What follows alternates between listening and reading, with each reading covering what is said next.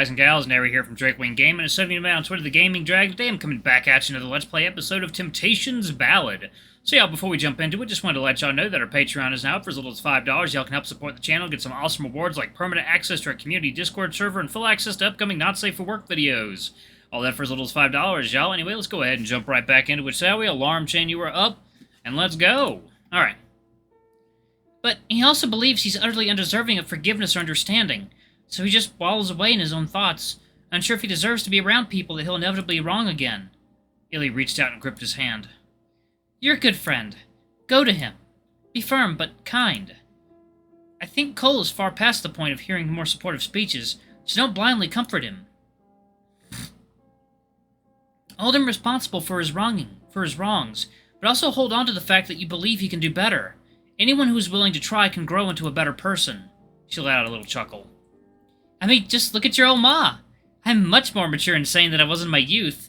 You can't even find any of my wanted posters around the city anymore. Sid squinted. You're talking about the time you burned down my school, right? Oh, no, there are so many others. How many are we talking about here? She waved a hand dismissively. Oh, hush and go. Your friend is waiting for you. Wait a sec. Sid managed to give his mother one last grateful smile before she ushered him out the door. Don't piss Sid's mother off. She's terrifying. Oh, that's pretty. Hello, thumbnail. The stars twinkled in the clear night sky above, the grass cold beneath him. He lost track of time as he laid there, waiting. He wasn't sure what exactly he was waiting for. There was probably something better he could be doing, like apologizing or fixing his messes.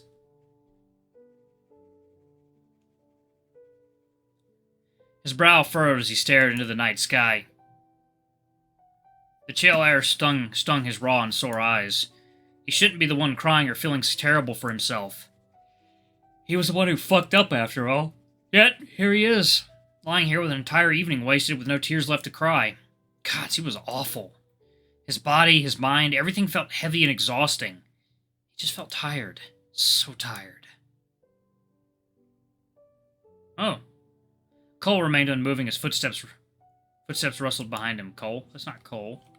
Oh, yeah, that is Cole. Right. A shadow slowly loomed overhead. Cole looked up to see Sid's face staring down at him with a mixture of worry and discomfort. The sight of your own face staring back at you is probably a bit uncanny. A quiet moment passed between the two of them before Sid finally spoke. So, what's this then? Cole's disguise flickered and dissolved in a wash of teal light. He avoided Sid's eyes and continued staring blankly into the night sky. Sorry, I just needed to be someone else for a while. Sid paused for a moment, thinking. That's kind of fucked up, man. That managed to get a small chuckle out of Cole. Sorry. You're forgiven. Mom says your disguise sucks, by the way, and she says that you're welcome back at the inn whenever you want, as yourself. Oh. Sorry. Your family's really nice. And uncomplicated. I don't know, Mom can be a bit unhinged sometimes. Another small laugh escaped Cole's throat in spite of himself.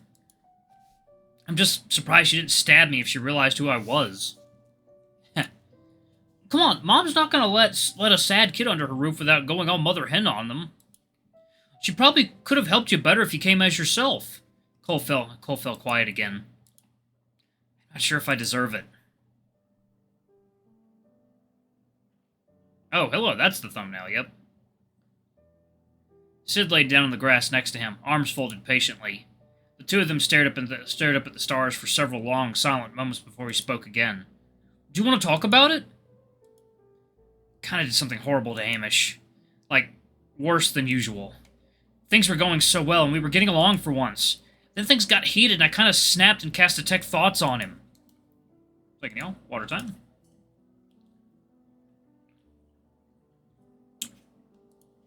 Like what that Calder guy did to me? Yeah. Cole squeezed his eyes shut and let out a deep breath. I've been an awful son. Papa and Hamish know it too. I wish they'd just say it. Just ditch all the good parent talk and tell me that they're sick of me. It'd make things easier instead of this whole charade. His fingers dug into the grassy dirt painfully.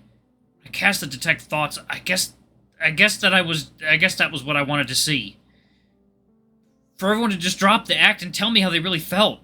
The things I saw, I was just left with the thought. Cole opened his eyes and stared tiredly into the starry night. How did I end up like this? Sid peered down at him curiously. Like what? Cole gestured vaguely at himself. This! In my head, I've always just blamed it on my upbringing. The big expectations, this pathetic body, growing up with the greatest mercenary in the land, the magic. It had to have messed me up at least a little bit, shouldn't it? He paused. But I think all that was just an excuse. I had a wonderful upbringing. 2 loving dads, an entire guild of people to lean on, friends. Clyde was the one who made all these bad choices. I decided to be a shit to Hamish because I never felt enough to be Marrow's kid. Never felt good enough to be Marrow's kid. I chose to keep messing things up because I couldn't talk to anyone as myself. He let out a bitter laugh. I'm a bit fucked up in the head, aren't I? And I can't blame it on anyone but myself. Cole let out a deep sigh. This is it. This is the person my choices made. Papa and Hamish deserve a better son. He turned towards Sid. And you and Artemy deserve a less shitty friend. I can't fathom why you two haven't ditched me yet. Sid was quiet with a thoughtful look on his face. He sat up and gave Cole a firm look, carefully choosing his words.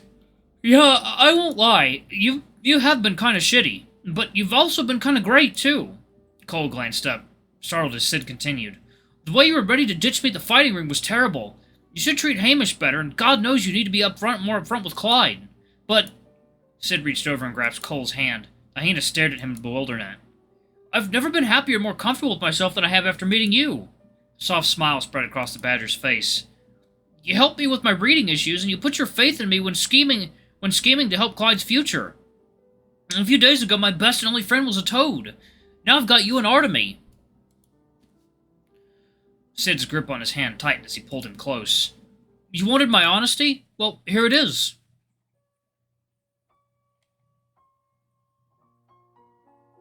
I see you, Cole. All of you. Every lie and every piece of good. And I've decided to stay. Cole's heart lurched painfully against his chest. It's like, no, water time? I think it's water time? No, not quite water time. Okay. It took him several moments to realize his face was wet with tears again. It's true that you've made a lot of bad decisions, but that doesn't mean we all secretly hate you or want you to leave forever. And it doesn't mean you should just give up on making things right. Come back to us. Make better decisions. You're responsible for who you are, and I know that you can make the choices to build a better person. Sid squeezed Cole's hand gently. Just promise me something, yeah? Have a little more faith. Faith in you and everyone around you. You can do better, I've seen it.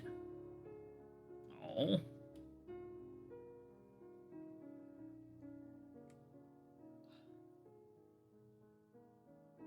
Oh.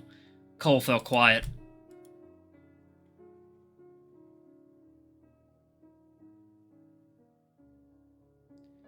I'm not sure if my promises are worth much anymore, but I'll try. Thank you for staying with me.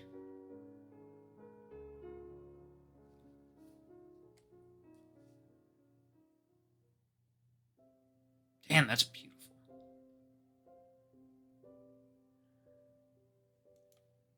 Wait a second, y'all. Water time.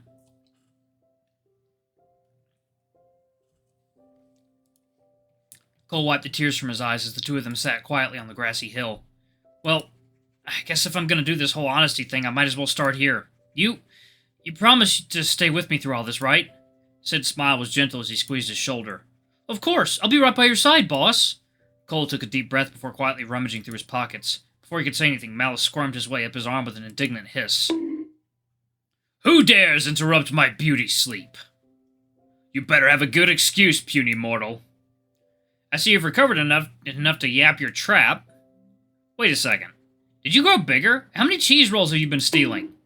Wow, rude. I have been feeding off your emotions non-stop for the past few days, puny mortal, and I must say you have kept me very well fed, especially from that little conversation just now. That conversation wasn't exactly full of negative emotions. Ah, but it was delicious nonetheless. At this rate, I'll be back to my true form before you know it. Anyway, why have you called me, puny mortal? Make haste, for I must nap and digest. Cole rolled his eyes before holding the little python out for Sid to see. Hurry up and turn back into your ruby form. In front of your lackey? Have you gone mad? Cole glared. Just do it. Little python hissed reluctantly before curling up into a ball. In a flash of red, the snake poofed back into a large scarlet ruby. Cole glanced at Sid nervously. Okay, so don't freak out, but... Is that one of Artemy's missing rubies? Well, yeah, about that. I kind of swiped this off that cloaked mage during our tussle in the fighting ring. And surprise, all the rubies are actually little demons. The ruby in his hand suddenly puffed back into an indignant malice. I resent that, puny mortal. I've grown at least 2 inches. Anyway, you know that demon that turned me into a pincushion this afternoon? It was another one of the missing rubies. He scratched his head awkwardly.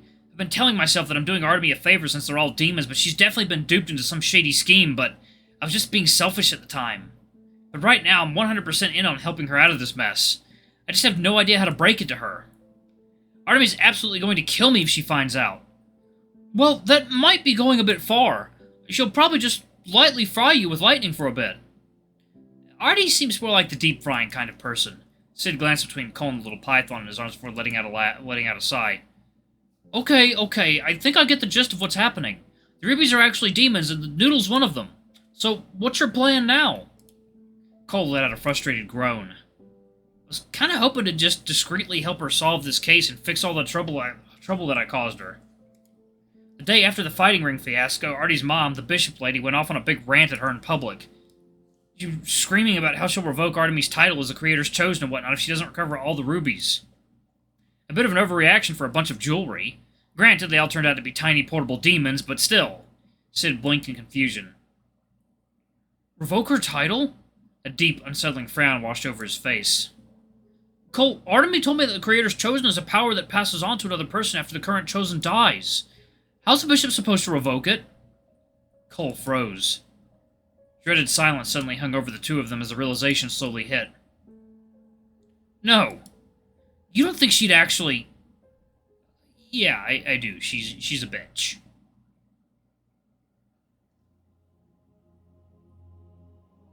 Artemy's metal boots clanked against the cold marble floor of the Grand Cathedral as she stepped through the main hall. The building always felt ominously empty and cold at this time of night. Artemy shivered and quickly made her way towards her mother's office.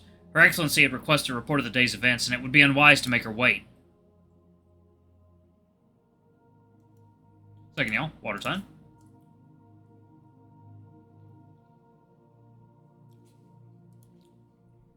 Your Excellency? Artemy poked her head into the Grand Bishop's office and found the room dark and vacant. It was rather late. Perhaps she had retreated to her chambers. Artemy shuffled quickly through the cathedral's living quarters and breathed a sigh of relief as she caught sight of a slither of light at her mother's door. This dark area of the cathedral was rather unfamiliar to her. Artemy's own room was situated in an isolated corner of the building, and she rarely had a reason to visit her mother's chambers. She gulped and raised a nervous hand to knock, but as she did, a passing draft pushed open the door a tiny smidge. Without thinking, Artemy peered through the small crack. Her body immediately seized up with a jolt. Oh! Her chest lurched painfully at the sight. The Grand Bishop was in a state of undress with her back turned towards the door. Where her billowing robes once concealed angry scars danced across her exposed skin like spirals of lightning. Despite the almost decade that had passed, Mother's scars were still as red as the day she was wounded. Unaware of Artemy's presence, the bishop gingerly spread a medicinal salve across her abdomen, wincing at the slightest touch. Guilt stabbed through Artemy's chest like a knife. It had been years. Why haven't her wounds healed yet? Why didn't she tell her? Surely Artemy's potent healing magic could help her ease her pain. Artemy froze and looked down. Small sparks of celestial magic had escaped and danced across her palms during her duress. Artemy clenched her fists and suddenly felt extremely stupid. Of course Mother wouldn't want anything to do with her. All of her magic was aspected with lightning, after all. The process of healing her with such magic would probably be distressing, to say the least. Artemy shook her head furiously. Clearing her throat, she gave the door a solid knock. Your Excellency, I've come to give my report on the day's events. There was a pause. After a beat, her mother's bitter voice hissed through the door. I am busy. You will wait for me in the main hall. As you wish, Your Excellency. Artemy gave a brief salute before quickly dismissing herself.